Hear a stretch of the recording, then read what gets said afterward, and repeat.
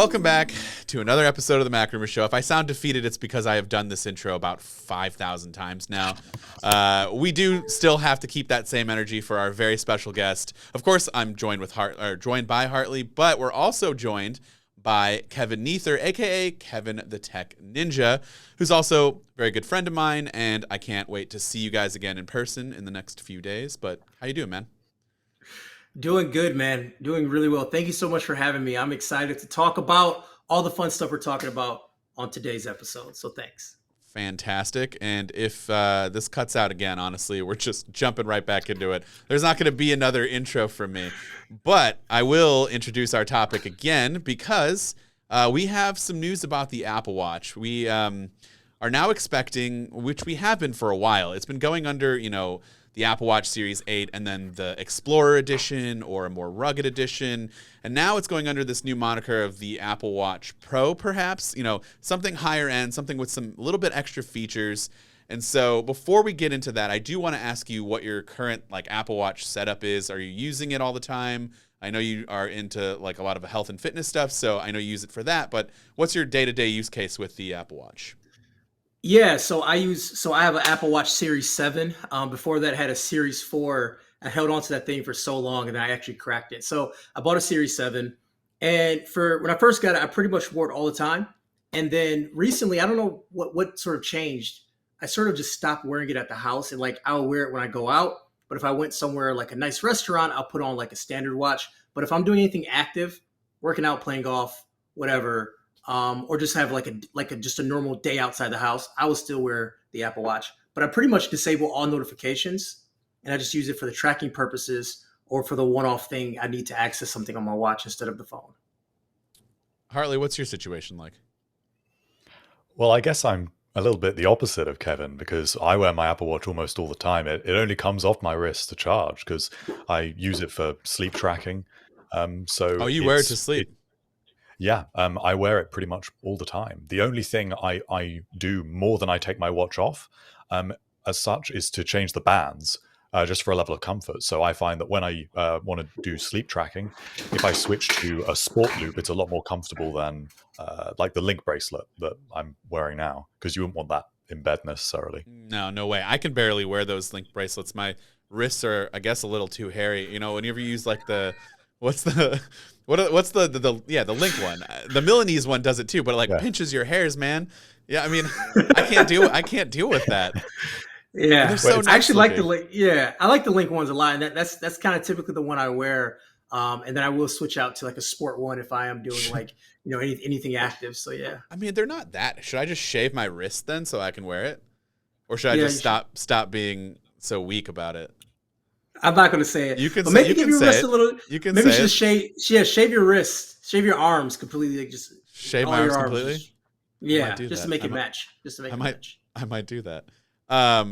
Okay, so then are you? So this is tough because you said you held on to your Series 4. I remember you not upgrading for a while, and you just didn't seem to really care that much. But then since the pandemic, everybody started getting into fitness, and I know that's when you started doing a lot of that stuff with your Peloton and everything. Is there any are you getting addicted to using it for that? Was there any new health features that would entice you to going up to the Series 8? Yeah, I mean, so the number one thing for me has to be battery life. Just because having to charge it every single day, I'm not a fan of it because I just like Hartley said, I do want to track my sleep. I want to do those things, but when I wake up, I don't want to put it back down and charge it. And just, I kind of feel like I have to plan around the watch to a certain extent, which is something I don't want to do, especially when I go out of town. So number one, it needs to have better battery life for me. That's kind of the number one thing that I would like to have. And beyond that, as far as what it tracks, I think it does a great job at tracking. I mean, I've compared it to metrics of a heart, of the chest straps that does the heart rate compared to the watch. And the watch is always within a couple of beats of that. So I have no problems with anything beyond that. Just battery life for me is kind of the thing that I typically just don't like. So one of the main things that we're expecting to make this sort of high-end Apple Watch model a little bit special is a different design. It's not quite clear exactly how they're going to be able to do this, because what really threw a spanner in the works at the end of last week was Bloomberg's Mark Gurman said that there will definitely be a complete redesign. It will be the first true redesign of the Apple Watch since the Series 4. But, and here's the thing, he said it won't have flat edges. That was the rumored design. So the question is, what are they going to do with the design that moves away from what they've been doing so far, but doesn't go in the direction of flat edges? So what do you guys think about that? You know, for me, I would love a circular design, sort of like what Moto did back in the day with their Moto watch. And even with the circular design, you can still kind of have the curved edges that kind of swoops around it a little bit. That would be something I would like. And I guess a question is, would the Pro one be the rugged one, or would the Pro one be more a luxurious model of watch? I guess that's my other question I would have. Well, I think what they're trying to do is kind of do both. I mean, I'm sure we'll get into this later about the Apple Watch Edition, but that model's always been in kind of a bit of a weird place because it's targeted more at the luxury end of the market. But I think Apple knows that that isn't enough to upsell enough customers. So they've got to offer actually different features. So this model, I think, is kind of going to be both for the luxury end and for the sort of the pro high end. The only unfortunate thing about the circular design is that was actually the other thing that Mark Gurman said. He said, not only will it not have a flat design, it also won't have a circular design, which I Ah, is a real shame because that would yeah, be my thing as well. That's my sort of dream Apple Watch design is a circular design. I think it's so much more elegant, and I'm sure as someone that wears a lot more classic watches, Kevin, that you appreciate that circular design a little bit more. of But course. now that that's what Pixel's doing, I think Apple, if Apple basically made the current design circular, it would look like a Pixel watch. So maybe that's why they're sticking with what they've And they got. would sell way, way more of them. No offense to Google and the Pixel Watch. I'm sure it's going to be great, in terms of at least the design and the hardware. It's Wear OS that's kind of the problem. And, Hmm. and, and plus, Apple Watch is just so far above and beyond all the other smartwatches out there that I just think if they wanted to, and they know this, they could do it and they could sell a bunch. I just don't understand why they're so hesitant. Is that like something they're reserving for the future? Like, so when when the watches and the sales start to drop a little bit, they can bust that out and be like, all right, here's a whole new design. That's kind of what they're doing here, but it's not going to be that like. So we say there's no squared edges. We say there's no, circular. So what's the big deal? It's going to be a little bit bigger. Yeah. It's going to be a little bit different in the contour. Hartley, is there anything, that I'm missing that's going to make this, what's going to make people want to go out and buy this one then? Well, in terms of the design, I have a theory, and it's just a theory because we haven't actually heard this.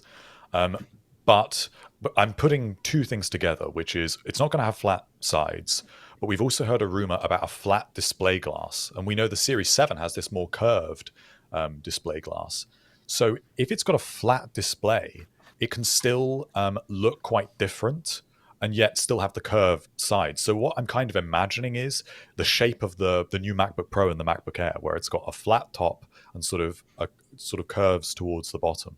Hmm. I think that could look really nice on the Apple Watch. So maybe that's what they're going for. But I'm just speculating because how much more can they really do with if it's Right. going to be Yeah. square and it's got to look different, but it's also kind of recognizably got to be an Apple Watch. Kevin, would you buy that? If battery life is better. I mean, the new design really doesn't do anything for me, to be honest, because it's not something I wear as a fashion piece per se. So I don't really care about the design too much unless they add new functionality. I am wondering if they're not going circular. Is it because the way Wear OS is programmed, where it takes advantage of sort of the shape of the Apple Watch, and if you go circular, the design wouldn't look great, because it would sort of be cut out, or you won't have all the information at a glance, which Apple likes to talk about. I think that's exactly it. I think that The way that Apple has designed the Apple Watch is entirely around a square display. This was something they must have decided on a really long time ago. And it makes sense because if you imagine you've got a notification that pops up, a message or something like that on a round display, a lot of that text is going to be kind of squished in. You're not going to be able to read it in a clear way. And I think that is going to be something that when we actually have people get their hands on the Pixel Watch, they're going to just say, it looks nice when it's got the watch face up, but when you actually want to glance at a notification, it's just a bit weird to try and read something on a round surface. So I think that's probably the reason. What about the casing? Are we going to get? I mean, this obviously has to be more high end for the Pro, and then are we also expecting just the Series 8 to remain like the Series 7? Because I feel like it would be weird for Apple to kind of change up their production for a year and then not like use that same design, because even though for most people they probably couldn't tell the huge difference, but there is a difference between the 6 and the 7, and so it just feels off to me that they would be doing that. So would they keep the 8, the regular 8, the same, and then do a higher end casing and that different design for the Pro? I think so. I think they've kind of got to be able to justify the price point that they're going for and to be able to position it as high end. There's the problem that they've had for years with the edition models is that they are the same. It's just the casing that's different. Whether you're talking about I think it was 18 karat gold casings to start, then there were ceramic ones, and then in most recent years, titanium. So if they add an actual different design that looks visually different, and also if it makes it more rugged, which having a flat display glass would do because it would make it more resistant to impacts, they need to be able to clearly separate that for customers. I wish it would come to all the models too, but I think that they're doing the same thing of the best design and the newest design comes to the top end first, and then maybe it will trickle down at a later date. I mean, that makes sense. Kevin, which one did you have before on the Series 4? Did you have just the aluminum, or did you go with some of the higher end finishes? Yeah, I just went with aluminum. It was fine. I actually, before I bought it, I went into the Apple store and kind of compared them side by side, and I felt the aluminum was just fine. And And I kind of felt that. that's what you had from Go the ahead. 4 and the 7? Just Yeah, always yeah, aluminum? 7. Yeah, I looked at the difference and it was just like, for me, it's, as I said before, but for me, it's not like a statement piece, right? It's just something I use to kind of work out mostly, and something just to kind of walk around the house for notifications or what have you. So I didn't think I needed something extremely high end. Well, titanium is where the rumor is going for where this could be taken to a little bit more high end, because they already are offering titanium on the Series 7 edition models. That's basically the only thing that justifies it being like that. And it's because titanium is kind of the perfect compromise between the weight that you get with the aluminium models and the durability you get from the stainless steel. Titanium gives you both because it's lighter and it's stronger. So even for people that even just maybe you're in the gym and you're cautious about hitting your Apple Watch on the equipment or on the weights, that would be way better to be able to rely that that's going to get less damaged. And certainly be a lot more impact resistance. And for people that work in challenging environments, titanium is the way to go. And that's part of what we've heard in the latest rumors. I also think it looks nice. Yeah, I mean, yeah, titanium would look nice. We talked about this with Justine when we had her on a couple episodes ago, and the ceramic is still my personal favorite design. Just the white ceramic looks so good. I kind of wish they would bring that back, but I don't think that's going to happen right now.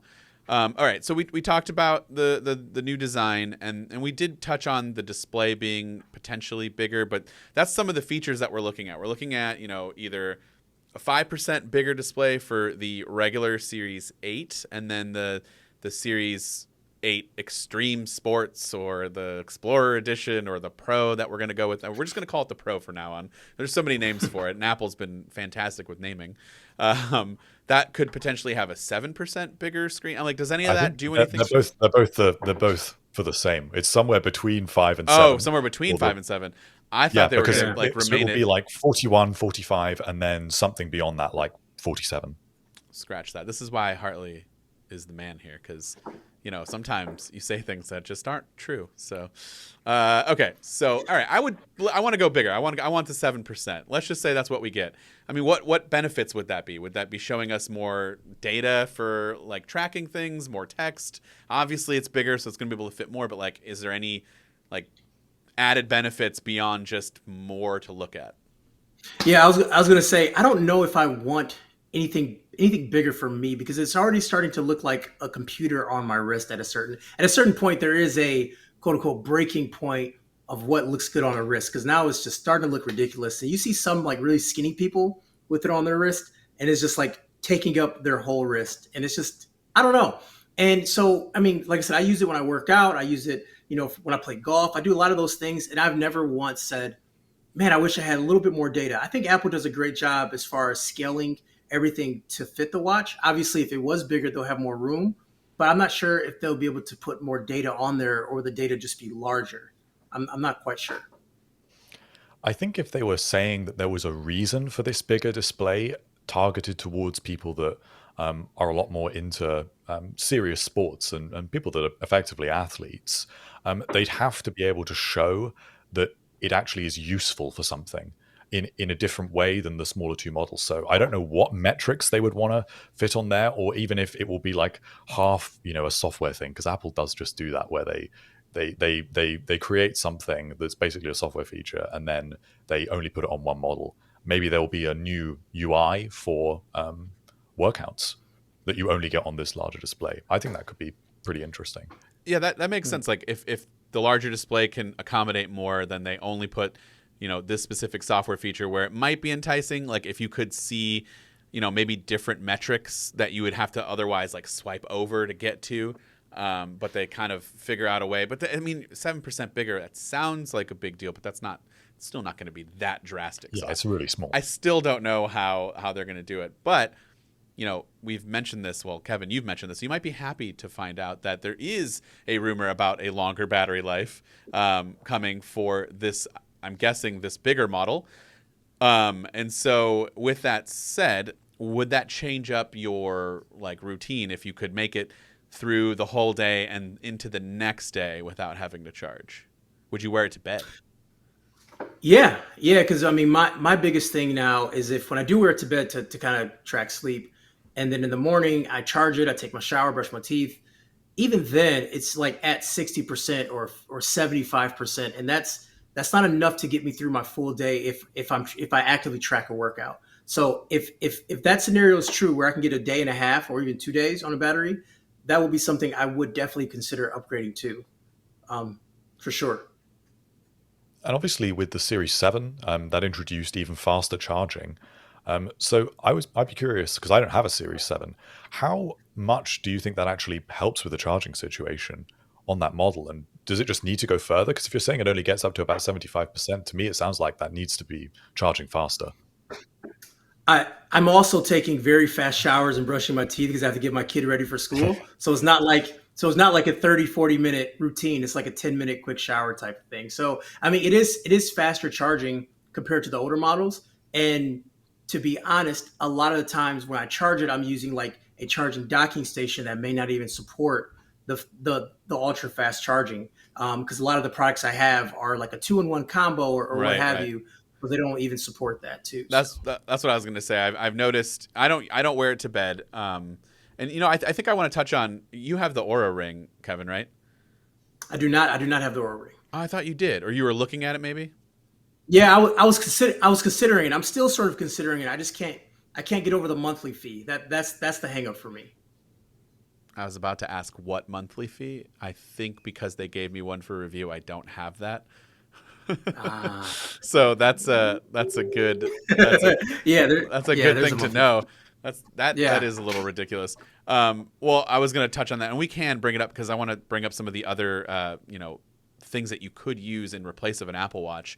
But yeah, I think the biggest thing for me is that I don't know how many people actually use the charger in the box and know that can charge faster, because it would be a good thing to like kind of pull the crowd, because I think a lot of us now just have like a bedside thing. I use the Nomad dock, and so I put that every night for Yeah. bed because it's usually dead by then, and I don't want to wear it to bed. because the Aura Ring tracks your sleep, and so that's just I don't know if anyone listening to this, let us know if it's suitable to use the fast charger, because none of us here apparently have been using it. Hartley doesn't even have it, so. Yeah, it's funny. I keep mine in my bag. So like if I'm traveling, and then let's say we go back to the hotel room, and then we have an epic dinner coming up at night, I would then use the fast charger that time I'm in the hotel room to kind of get the battery up, so I can make sure I can make it through the whole night. Well, That's kind of how I use it. We've got that coming up next week, so now I'm going to make you do that so that you can tell me how it works, and then we can let our audience know, because it's not just a one-off thing. You come on this show, you are tied for life in whatever you say, and Yeah, we need to it's continuing. Yes, It's yes. We don't just forget about what you say. We always remember. So yeah, I mean, I use the Duo when I charge. Is that what it's called? Yeah. Yeah, the Duo guy. I don't MagSafe Duo thing. Yeah, I still don't even bring the regular charger with me. It's a cool product. It's definitely a cool product. Yeah. Like that is like one of the coolest like low key Apple products out, to be honest. I mean, it's certainly not cheap, but it's definitely useful if you travel a lot. Yeah. Well, that's something they need to update to support the fast charging. Yeah. It could do with an update anyway, because if I remember rightly, now the camera bump's getting bigger on the iPhone. Well, it got bigger with the iPhone 13, and it's already overlapping the charger. So with the 14 getting even bigger, is it even still going to fit on there at all? The iPhone is the worst part of that whole thing. Like putting your iPhone on the charger. So it's the worst part of it. When I've seen them in the Apple Store and I pick up the iPhone off the MagSafe charger, the whole charger comes with it. Yep. So yeah, that is a little bit of a design flaw. That's why I always choose the Belkin charger. That's what I have on my desk, because where it's got a nice heavy weight at the bottom, that's the way that MagSafe works best for me. I'm a big fan of the use two hands. I'm a big fan of the Nomad one. What, Kevin? You probably have that same one too, right? Yeah. What is it called? That's what I was just gonna ask you. Base I don't know. Base Max or something. Yeah, it's huge. super heavy. It's super heavy, and it's not going anywhere. And you can charge your phone and your watch and maybe your AirPods at the same time. Why am I blank? Or is it just two? I think just phone and watch. Yeah, just phone two. And watch, yeah. That's what I use at home. I do like it a lot. So I mean, I don't know if I would recommend the MagSafe Duo as something other than like a charging solution, for charging solution for on the go, not at your house. Travel, yeah, it's not a stationary thing. So I mean, it's tough to like keep talking about this when we don't have any like super concrete, rumors that like we can definitely point to it being. So I think at this point it's kind of worth just kind of asking what you want personally. I know you wanted a circular design, but let's just move that aside. Like, what health features, and we can talk about some of the ones that are rumored, but what health features do you think is missing from the Series 7? Like, do you use the blood oxygen? Do you use the, like, do you ever check that? No. Like hypochondriac like me, and you're a little bit of a hypochondriac. I get texts from you saying that you're freaking out. Yeah, for sure. Yeah, so you don't ever check your oxygen, think you're like about to die? That's the thing. I don't want more information is actually worse for me, because then I look into the numbers too much, right? So here's the thing. Kudos to Apple though for making the Apple Watch and very health centric.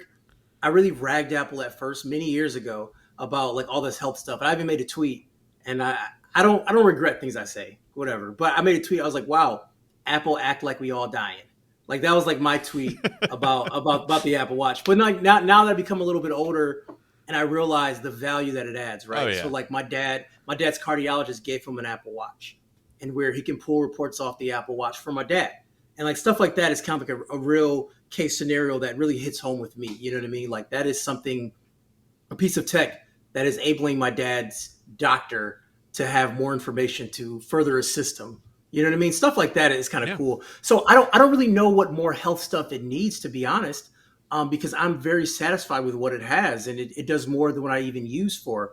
I know one thing that I am exciting that I saw talk about at WWDC was the stride. Like it can actually, the Apple Watch can determine your stride length by the way your arms are moving, and that's kind of a really cool metric that a lot of runners use. I'm not much of a runner, but that is a kind of a metric that a lot of runners would use. They'll talk about strides per second and things like that, and that's like some hardcore data that is very important, because I know couple people that I know do triathlons. They all use Garmin's, and I asked them. I said, "Why don't you use an Apple Watch?" Just curious. One thing was battery life. That was a big thing for them. Another thing was like those really deep data things like strides per second and then strokes per second when it comes to swimming, and meters per second when it comes, like all those things that Yeah. that Apple is still trying to add on, like very hyper specific things, as Hartley said, geared towards more of the athlete rather than the casual person tracking steps. So yeah, I don't use everything, but as Apple adds more things to that professional athlete, I think that will get them to take the Garmin off and put on an Apple Watch as long as those needs are fulfilled. And that should be something that makes Apple Watch a lot more appealing to people that are kind of reluctant to use one at this point. There are people that think, I don't want notifications, kind of like you, Kevin, and think, I like to wear a classic watch from time to time. But if the Apple Watch, say in 5 years' time, is able to measure your blood pressure, your blood glucose, even blood alcohol level, and it's able to draw out all of this data, that is something that provides a much more compelling reason to wear it. And I kind of get what you mean about hypochondria, but I think Apple knows this. And what I think they're going to do is, going forward, when they give you these new features, so say like blood pressure monitoring, it won't give you an exact systolic and diastolic reading. It will just tell you a trend. So it will only alert you if it's trending up or trending down, which you could then use to go to a doctor. So it kind of, at the same time, is limiting people from looking at it too much, but you still get that safety net of the peace of mind. Well, I think that's the long-term goal here. and that makes sense because, as you guys were talking about this, I'm thinking like, yeah, I don't know that I would want that to be something I could constantly check, because Yeah. it's also, blood pressure and heart rate is definitely something that could be affected by your mental state. If you're freaking out, your heart rate's going to go up, your blood pressure is going to go up. Like, if you're having a panic attack or anxiety about something, and then you look and you start to feel like, okay, I think something might be wrong, then your numbers are going to go up, and that would be bad news for everyone. Like, actually, literally last week, I must have, I got COVID, whatever, a couple weeks ago, and I must have picked up something else because I've just been having like swollen glands or whatever. So my doctor gave me some antibiotics and some steroids, which I'm like, okay, it seems kind of a lot, but I'll take it because I'm in kind of a lot of pain here. And steroids like make your heart rate jump up. So I'm sitting at the movies with my kids, and I'm like noticing that I can like feel my heart beating out of my chest. I'm like, what's going on? And that was helpful to be able to like go and check like what my heart rate was at the time, and it was pretty high, and it was due to the steroids. But then like the more I sat there thinking about it, the worse it got. And so, thankfully it was just a one-off thing. I don't know, but those are the types of things that like it was beneficial at the time to kind of see that, all right, hey, something is kind of up here. Something doesn't feel right, but at the same time, like then I just constantly made myself worried. And so there's a fine line between that. Yeah, I mean, resting heart rate throughout the day, your heart rate changes throughout the day. Like even when you're resting, right? There's definitely a trend.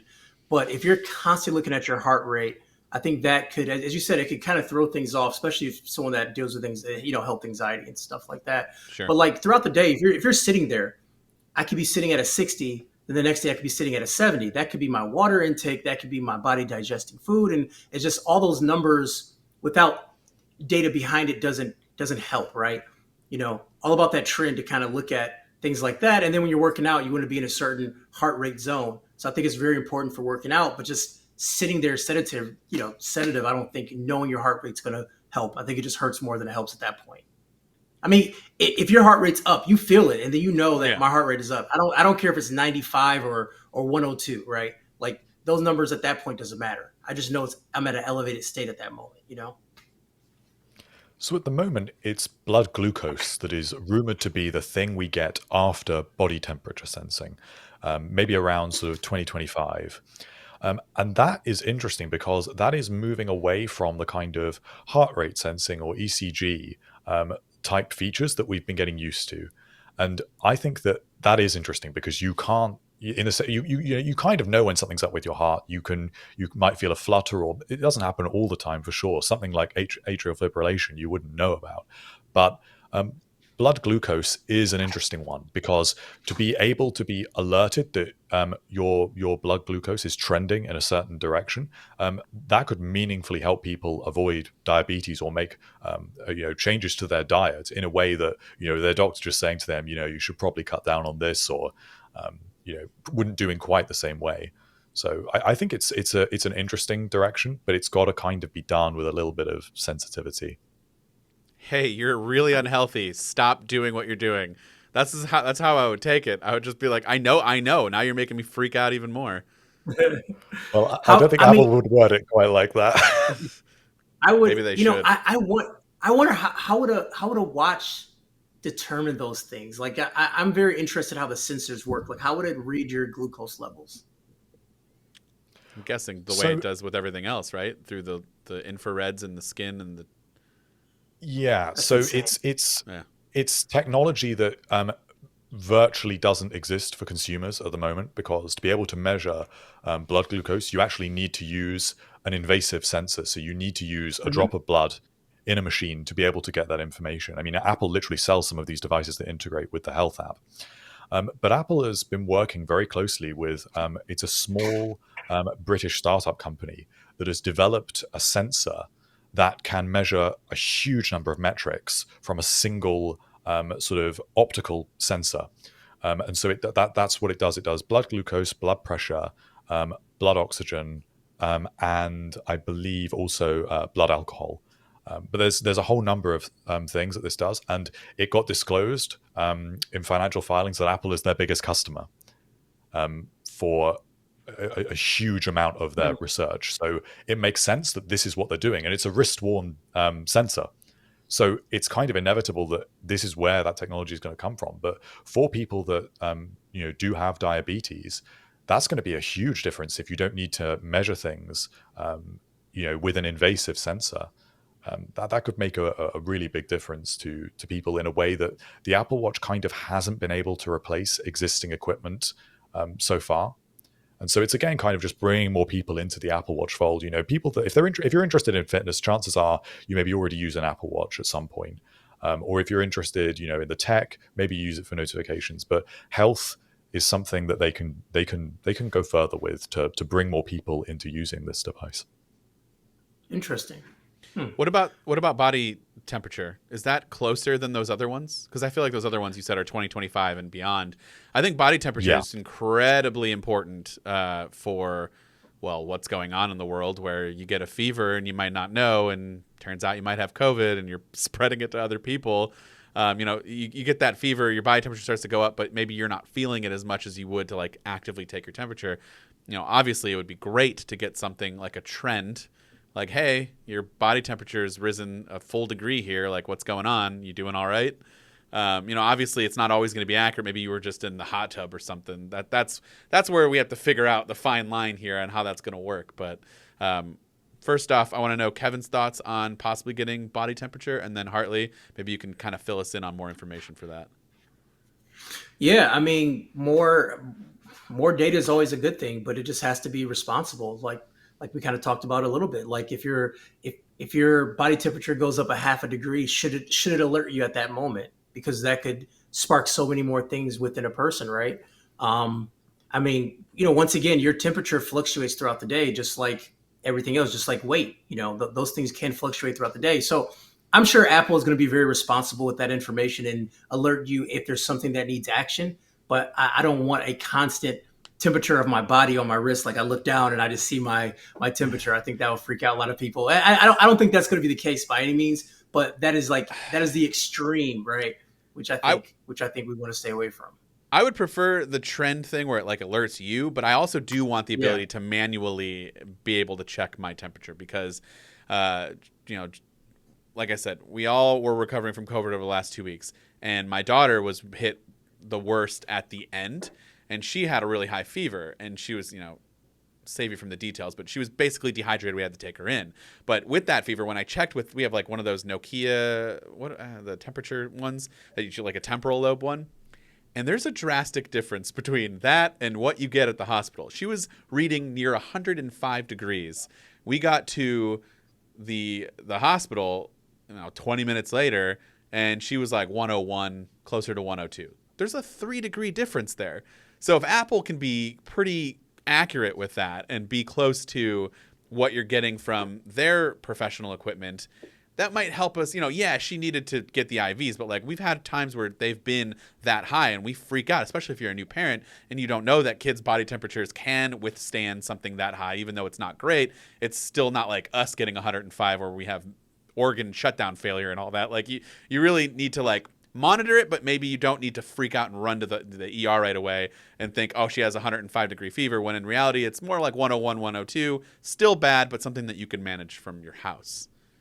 So would you put your watch on her? That's the thing. Obviously, no, that's the thing. Obviously, like I don't know how we would make that work for the family situation, but at least for me to know what it is and for others. Okay, as long as Dan's okay, as long as Dan's okay. Well, yeah. I mean, if I'm gone, then who's gonna watch her? No, but like it's I will. You will.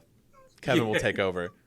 The Godfather. So I mean, but like even when we do it on ourselves, there's still a difference. It's still still inaccurate. And I mean, I guess we could just keep trying out different types of but just the convenience of being able to look at it on my watch. Hartley, do you agree? Disagree? Do you think I'm being overprotective?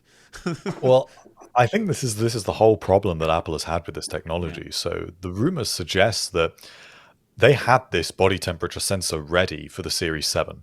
But they decided not to ship it because it's kind of obvious when you think about it. And it's like you said, basically, Dan, your example of the hot tub is the whole reason why. Because if that sensor is just directly against your skin, there are any number of environmental factors that could change that. I mean, last week in the UK, we had a heat wave. So the air was just hot. So that's going to affect its ability to actually tell what your body temperature is.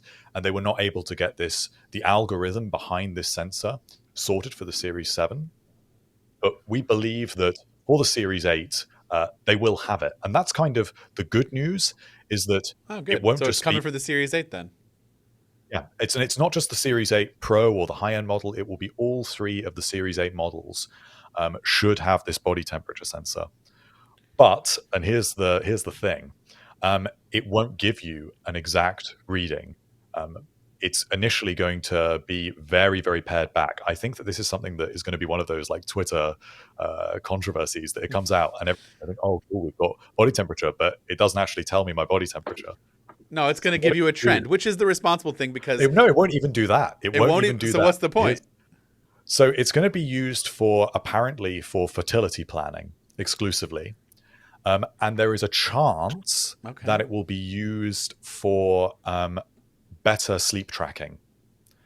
That's it, at least at launch. There is the rumor that Apple is working on fever detection that would give you a notification if you get a fever, but that's probably later. So that's kind of going to be one of those things that they tack on like AFib later. Okay.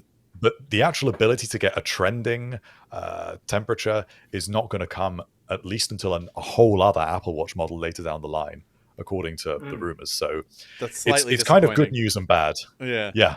But I also can imagine, now I'm just like sitting here laughing, thinking about like 12 or 13-year-old kids who have an Apple Watch just running their watch under hot water and like, I can't go to school today, Mom. Like I took my temperature. Yeah. That's where a lot of people are going to be like, that I would do that back if I was still in school. So is there anything else on the Series 8 that we can expect that would make this appealing before we get into pricing? The Series 8 or the Series 8 Pro? Well, the 8 and 8 Pro. Yeah, the 8 Pro. Because the 8, we're more or less looking at some newer features, but kind of the same design or... Well, what do you think Apple should call it? That's one of the big questions at the moment, because we don't know we don't really know. Some people are calling it like the rugged Apple Watch, the high-end Apple Watch, the Apple Watch Pro. What would your name suggestion be? Kevin, you go first. You're the guest. I do like Apple Watch Rugged. I like rugged because I think that is kind of a good, like, I don't know, because it insinuates exactly what it is, right? Rugged. Yeah, Apple Watch Rugged, then Apple Watch Edition. SE. I think would be well, then the SE, wouldn't that be Apple? Yeah. Is that going to stick around? Regular Rugged. Yeah, so the SE will still, they're going to refresh the SE this year, but it's not going to be anything that exciting because it's an SE model ultimately. Well, that's fine. They're still good for a lot of things. Um, I I don't like either one of these names, but just for the sake of consistency, which is something that Apple doesn't usually do, I think they either need to go Apple Watch Pro or Apple Watch Max. Pick one of those two. We use these Apple Watch Max names. is a pretty good bet, you know. Yeah, I I don't would like think it, but it's a good bet. I don't like it either, but that's what I would do. It implies taking things to the extreme, kind of maximum level. It implies a price increase. It implies Yeah. overall just better, whether it is better or not, but just the better option, the more expensive and high premium option. I don't like the name, but I just think for the sake of consistency, can we please just get them to be all on the same page for the most part? I think that makes sense. Hartley, what do you want it to be called?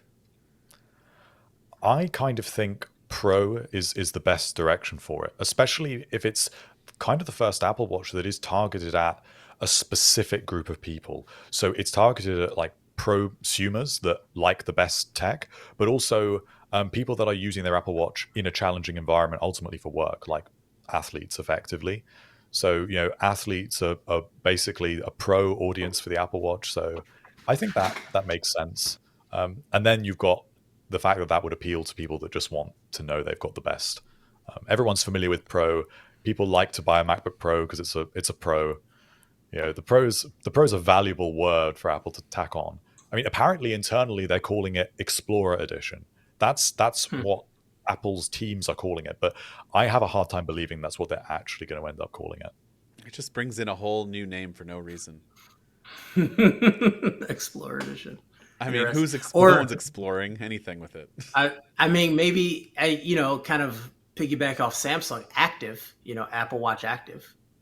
I mean, they Yeah. probably couldn't do that, but yeah, like go near that, like Yeah. Yeah. health, and like imply Yeah. that it's for Active. people who Yeah. are, yeah, that would be nice. Um, Now, what are we talking price here? Because the entry level for the Series 7 is $399. So, and Yeah. you can certainly find it cheaper, but that'll happen to everything after time goes on. But are we thinking like $799, $999? Well, how much would you say is about right? Well, from both of you, where would you say is too much for this sort of Apple Watch? Run down the features that you would get with this one. Just bullet point over, Okay, so we so have it you'll listed. get a little bit of a bigger display, titanium casing, longer battery life, uh, and that's it. Like a different design, ultimately. Yeah, And no other, and the health features would all be the same. yeah. $799. Yeah. That's where I was at. $799. Because to me, that Well, doesn't if you scream add anything your different than what you if you get add with your the Apple titanium. tax on top of that, then you're going to be in the right ballpark because Mark Gurman thinks it's going to be $900 to $1,000. Ugh. Whew. That's a I that's a big think ask. Yeah. it's not surprising when you think that at the moment they sell the titanium Apple Watch Edition for, I believe it's 749. So if they're continuing to sell a titanium watch, but you're getting the longer battery life, the bigger display, um, it kind of makes sense that you have to pay a So little bit more for that. But it's a so that lot. was my next question. What do you think is going to happen with the edition? Then it's going to stay there and kind of be that mid level. Because I think the edition should go. I think it needs yeah, to I go. mean, I It's going forgot to that it was cannibalize sales. If I want a titanium watch, right. am I going to just buy the cheaper one? It doesn't fit that Yeah. well, I don't think.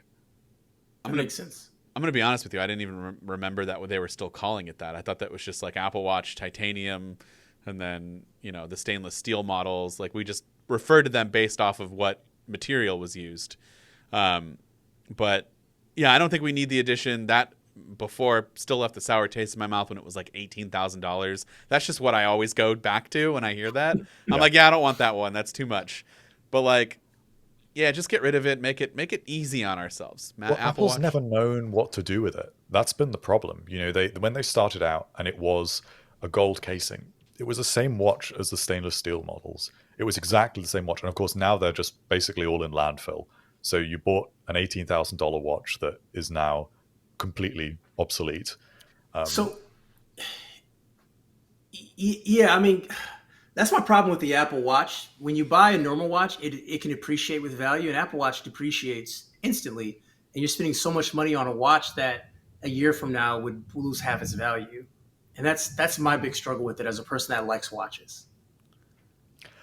What I'd like to see Apple do to address that, um, to really, if they really wanted to appeal to the luxury end of the market, what I think they should have done when they showed off the gold watches was say, uh, built into this is lifetime upgrades, Yes. or for a subscription or for something. There is a sense of this will be upgraded wherever possible, even if it means that we physically take your device and put a newer chip in it or something. That's where they need to go with the high end market, but I think they just know they can't compete in that area. Apparently, sales for those gold watches completely fizzled out in 2 weeks after it was out. It was that That short doesn't lived. doesn't surprise me. I mean, how Yeah. many people really, aside from just incredibly rich people that just bought it just to say they had it? I mean, how many normal everyday guys like us just like went out and bought an $18,000 watch? Did Drew buy it? Did Drew buy it? Not that I know of. I Wouldn't just surprise me if he it did. wouldn't surprise me, but I feel like other than that, and like a couple YouTubers that may have gotten one, like other than that, I don't know. I don't see the point. I think you just go Apple Watch Series 8, Apple Watch Series 8 Pro, whatever. Or maybe we could just get rid of the series thing here now, and just go Apple Watch and Apple Watch Pro and Apple Watch SE. I don't know. I feel like that's what they should be doing with the iPhone too. We just every year Yeah. we're done with the numbers. iPhone, iPhone Pro, iPhone Pro Max, and they're just I don't know.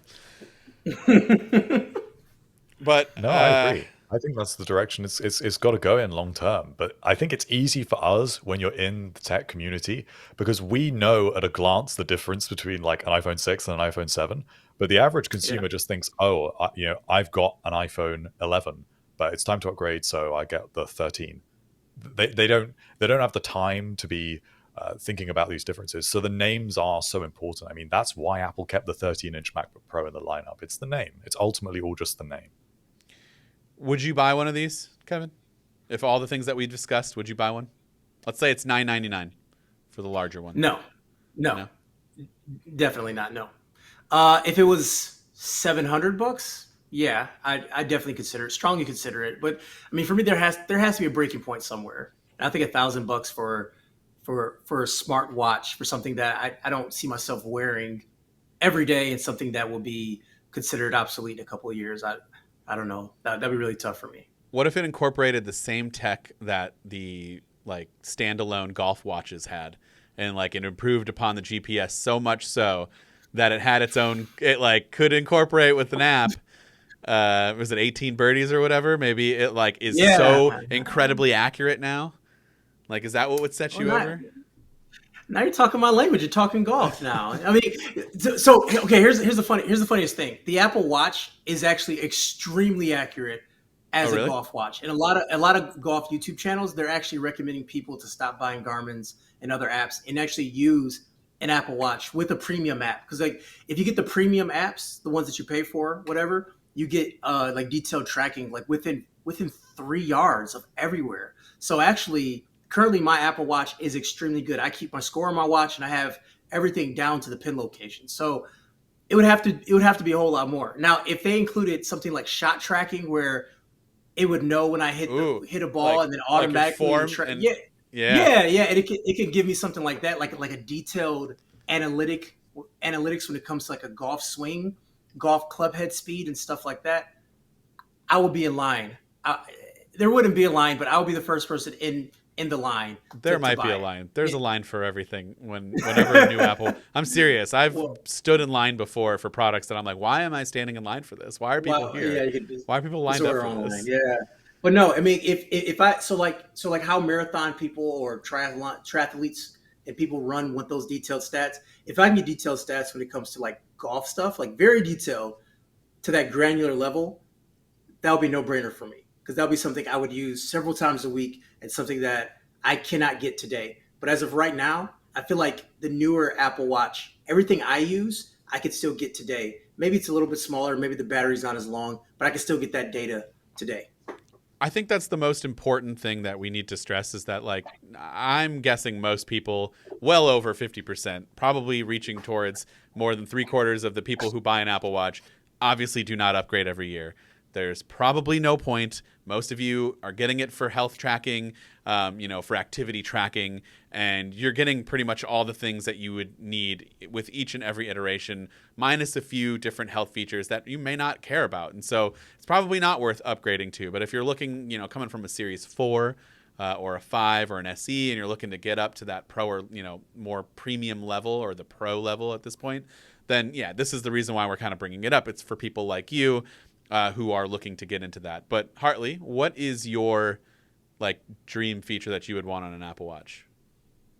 So we know Kevin's is golf. So what would you just whatever? It doesn't have to be anything realistic per se that they're working I on. really like the idea of a circular Apple Watch that we talked about earlier. It's always been something I've wanted because I think that the selection of Apple Watch faces is weak and it does not get stronger every year. They do not have genuinely and meaningfully customizable faces, and they don't compete with what you can get with a classic watch. And I think if they were to really put a lot more into the faces and the customization and a circular design, then I wouldn't start to feel so bad about not wearing classic watches. So for me, that would probably be the thing. And also, of course, longer battery life, because at the moment I wear mine all the time, I have to charge my Apple Watch twice a day for at least half an hour, which I've got very much in the habit of doing it at the same times every day. So when I start work, I put it on the charger, and when I take a shower, I put it on the charger, and that's just about enough. But I wish that I didn't have to have that as part of my routine. I think for me, it's not necessarily like I'm cool with everything that we just talked about. I would be totally on board with your guys' two wish list features and the rumors that are coming over the next few years. I think I'm set. Like I'm good with what we have from like a hardware feature point of view. I think the software just needs to be better, and not like obviously the health and activity tracking is great. The notifications are so bad for me. I don't know if there's something going on. This is another one where hopefully I'll get some more emails because I do get people do respond. They listen, they email me, and they tell me different solutions, and it's so helpful. So please do that. If you're having this problem and you fixed it, let me know. I've had this issue where I take my watch off the charger in the morning, and I have Do Not Disturb that runs from midnight to 7 a.m. And so after 7 a.m., my phone comes off of Do Not Disturb. All my devices come off of Do Not Disturb, except for my Apple Watch. And I have no idea why. It doesn't have its own schedule. I've looked into that. I don't understand why. And also, notifications are just so delayed. I'll get a text on my phone or on my computer, and I would say about 5 minutes later, that same ding will happen on my watch, and it's the same text that I got from before. So it's just with messages that I've really noticed that. I think notifications, aside from messages, have been pretty good, but it's just messages have been really bad. And then I've oftentimes just wonder why my phone or my watch isn't buzzing at all. And then I see the little half moon icon, and I'm like, I didn't turn that on, so I don't know why that's happening. Maybe it's because you need to have sleep focus on rather than Do Not Disturb overnight. But I don't wear it to bed. Does that matter? But I think it's still. I think the way it's built is even with the iPhone. Even the iPhone's alarm that's supposed to wake you up is based around sleep mode, even if you don't have an Apple Watch. So it's the basic kind of thing that they've built it around now. So does it I think mean, I'm it should still sleeping work. then? Maybe, I don't know. It just probably wonders when you're sleeping. I think it should automatically be smart enough to recognize, like, okay, it's on his wrist because it knows it's got wrist detection. Well, yeah, I mean, it's on his wrist and he's moving around. Okay. He's moving around. So if he's in bed, I don't know what he's doing, but he's obviously up and moving around, hopefully. So it should be able to like turn that on for you, right? Well, that's what sleep does. If you're moving around with sleep focus enabled, it says, "Are you awake? And do you want to turn your alarm?" See, I've never used it. Yeah, it is meant for that, but I think if you try to rebel in like typical Apple fashion, if you try to rebel, it will not do what you need it to do. I guess that when did sleep come out? Was that last year? Well, I think sleep, the whole like concept of like the sleep focus was years ago when they did it in the alarm app on the iPhone. No, but when So did the sleep tracking for the watch happen? a few years ago. I'm not I sure don't know. exactly. I don't remember if it's been that long or not that I've been having this But issue. even then, when it didn't do sleep tracking, it did like the nightstand mode that also was based around the sleep focus. Maybe that's what it is. Maybe it's because I have it in nightstand mode, like I have it docked up like that. But like I don't know. I don't know. It's a frustrating thing. People are gonna be like, why don't you just Google it? And I did, but like I only had 5 minutes that I could dedicate my brain to it before I decided that I didn't care anymore and I'll just deal with it. Um, so that would be my wish list. Just some better software features and fixes on on the bugs there. Um, and then I do have this Aura Would you ring that I've buy been an Apple testing out. Watch Pro Dan? Yeah, but that's because I don't know. It's a tough question. But would you wear it? Would you actually wear it? I Do wear you my currently watch wear every like the day. 45 millimeter model? Yeah, I wear my watch every day. No matter what I'm doing, I wear it every day. At this point, it has become ingrained into my brain to just pick it up, put it on, and shout out to the last week. I've been more active, woohoo! And so I'm starting to get a little into little golf clap there. We're not making a big deal out of it because I've been down this road many times, but I'm trying to be more active. I've been working out a little bit, and you got to start somewhere. And so I have been kind of getting into like checking in the rings and like wanting to get those closed. So like I think that does fuel an addiction. I know a lot of people who have like ring closing addiction, and like that's just something that like they can attribute to why they've gotten in better shape because they've just been focused on doing that. And I can understand it. I don't think I'm there yet, but like I can understand where that mentality comes from. But yeah, I would buy it just because new is always better, right? That's the Apple way. That's the Yeah, way. I'm so opposite of that. You know me. Well, it's so hard for me to give an honest answer for that, honestly. Not like I'm lying and want people to buy it. I don't care if you buy it or not. It's Of so course, hard for when it's our jobs to do it. Like I'm already going to I have it. agree. So like Yeah, I can't tell you whether I would buy it or not. And then you'd be like, "Well, what if you had to spend your own money?" I don't know, probably not because that's a lot of money to spend each year on a watch. hmm But like the fact that I will have it for review, then yeah, I will wear it every day, and it will get used. Um, yeah. but I did want to mention the Aura Ring just because this could be an alternative for people. And Kevin, you said you were like kind of messing around with it, or like thinking about the idea of getting one. I've Yeah. only This could be something that people could want. I specifically like it for sleep. Um, Say about a few months ago, I had some sleep issues and anxiety, and I just couldn't really get myself to bed the way I wanted to. And it really did help, like tell me, like, hey, you're being super restless during this time. Your heart rate's up or your heart rate's low, and like just it gives you a good. And it's just so non-intrusive. It's a ring.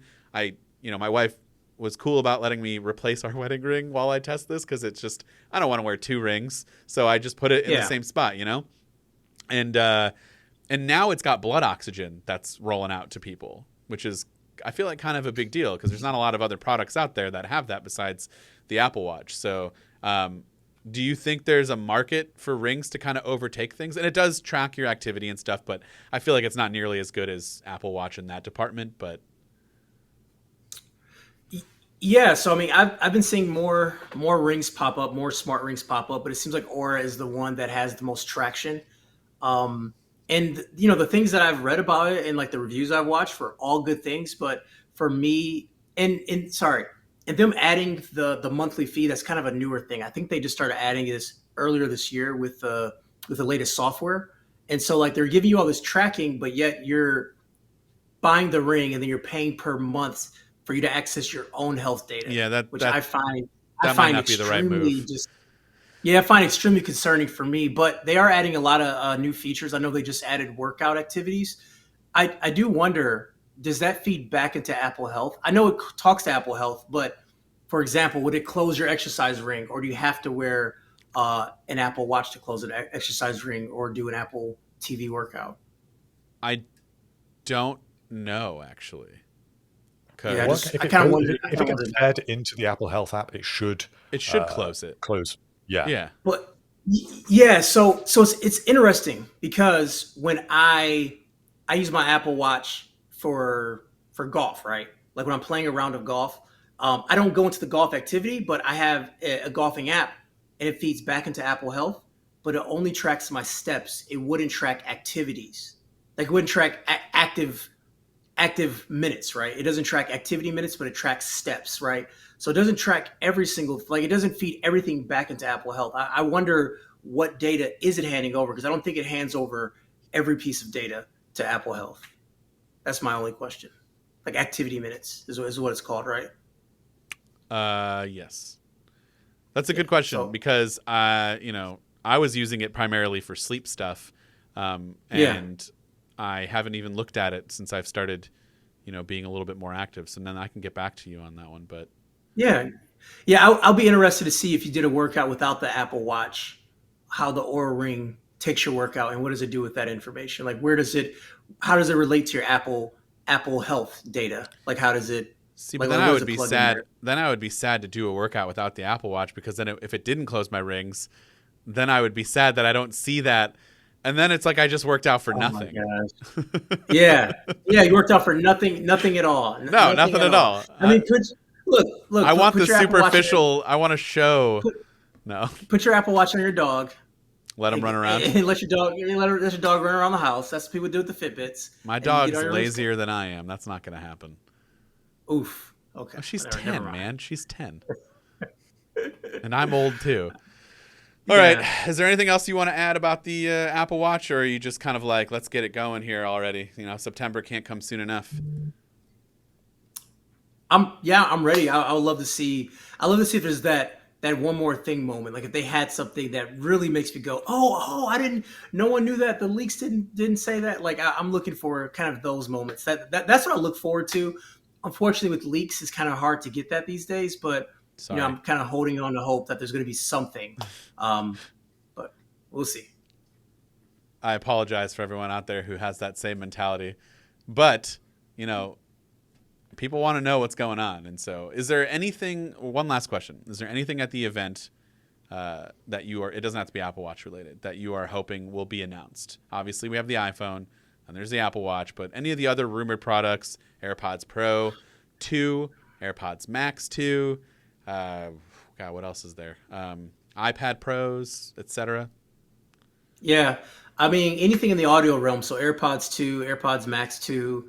I mean those are about due for an upgrade in my opinion, and also the whole Apple headset VR glass. Yeah. I don't think that's anywhere around us now. I don't think that we're going to see that this year, but it will be cool if they can at least tease it if it is something that would be actually happening, and then maybe something with Android Auto. I know they talked about WWDC, but maybe get You some mean Apple concrete dates. CarPlay?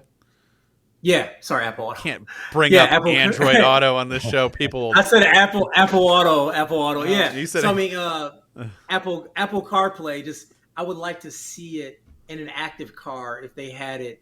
Oh, we yeah, had yeah, some yeah. visuals. It We had some looks visualizations. so good. But I would love to see it if they had like an integration to like really show like, oh, this is what it looks like on a new Hyundai. I would like to see something like that. I don't think that's going to occur, but that's my wish list. I have a couple questions off of this. I do want to end this podcast, but I really do have a couple questions. I'm kind of a person when it comes to cars that really hyper focuses on, obviously most new cars drive pretty well. And I don't really care about like performance and all that. I do care about the interior, and the tech that comes in it with the infotainment system and all that. I was one of the main draws, obviously I wanted an electric car, but then one of the main reasons why I wanted the Tesla was I just liked the way everything was visually, portrayed for you. I liked the UI, but a lot of people were like, oh, I miss CarPlay. And I've always wondered why, because I thought it was better. But now seeing this new CarPlay, is it enough to make you switch to another vehicle? I mean, I do have to like the body style of the car too. That's a huge thing as well. Yeah, for sure. I'll do you one better. I was driving the F-150 Lightning for a week, and it had CarPlay in it, and then I was just like, "This is so much better!" Like I was just Really? I was really like, "This is so much better." Just it's just hard to explain. Like the Tesla one is fine, it's cool and all, but CarPlay just feels much more integrated to the way I use my device. Like, for example, if I'm using Apple Music, like I have to Bluetooth it in the car, which I don't want to do. Like I want to have the full Just app, use like I have with Spotify like an Spotify. adult. I understand. I have Spotify too. Like I have Spotify, I have Apple Music. But if I was a person that didn't have Spotify, I'll feel left out. I like podcasts. I use Pocket Casts, right? There's not an app like that on the Tesla. You know what I Yeah, mean? There's like certain apps that I like to yeah. use. And then if I was using Waze, like I prefer to use Waze over Maps. Like I can use Waze on my CarPlay. Um, I can't use Waze in my Tesla. You know what I mean? Just it's a lot of things like that where I can decide what app to use. I don't have to wait for Tesla to tell me what app to use. What if That's Tesla big for me. adopted CarPlay and portrayed it? Oh, wouldn't even be a question. Okay, yeah.